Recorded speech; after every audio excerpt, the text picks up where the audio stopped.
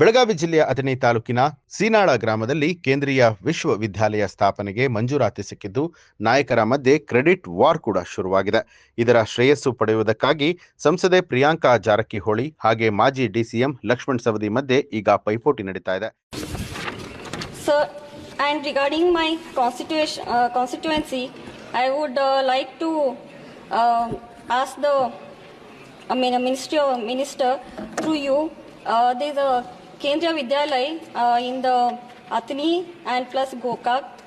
The proposal for them has been sent but has not been approved. So I request the minister through you to sanction them as soon as possible.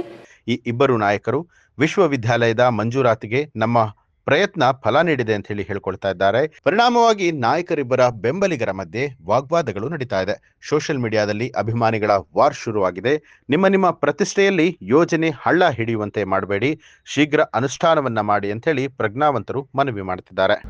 ಅದರ ಜೊತೆಗೆ ಪ್ರಸ್ತಾವನೆ ಸುಮಾರು 2 ವರ್ಷದ ಹಿಂದೆ ಹೋಗಿ ಅದಕ್ಕೆ ಜಮೀನು ಕೂಡ ನಾವು ಕಾದಿರಿಸಿದ್ದೀವಿ ಮತ್ತು ತಾತ್ಕಾಲಿಕ ಶಾಲೆಯನ್ನ ಪ್ರಾರಂಭ ಮಾಡಲಿಕ್ಕೆ ನಮ್ಮ ಸರ್ಕಾರಿ ಕಟ್ಟಡವನ್ನು ಕೂಡ ಕಾದಿರಿಸಿ ಅಲ್ಲಿ ಸುಮಾರು 60 ಲಕ್ಷ ರೂಪಾಯಿ ವೆಚ್ಚವನ್ನು ಮಾಡಿ ಅವರ ಮಾರ್ಗದರ್ಶನದ ಏನು ಕೊಟ್ಟಿದ್ರು ಮಾರ್ಗಸೂಚಿಯನ್ನು, ಅದರ ಪ್ರಕಾರ ಎಲ್ಲವನ್ನು ಸಿದ್ಧ ಮಾಡ್ಕೊಂಡು ಕೂತಿದ್ದೀವಿ. ಇವತ್ತು ಕೇಂದ್ರದ ಶಿಕ್ಷಣ ಸಚಿವರಾಗಿರ್ತಕ್ಕಂಥವರಿಗೆ ನಾನು ಅಭಿನಂದನೆಗಳನ್ನು ಹೇಳ್ತೇನೆ.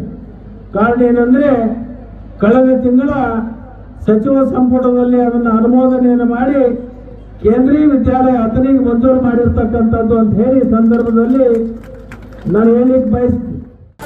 ನ್ಯೂಸ್ ಅಲರ್ಟ್ ನಿಮ್ಮಿಂದ ನಿಮಗಾಗಿ.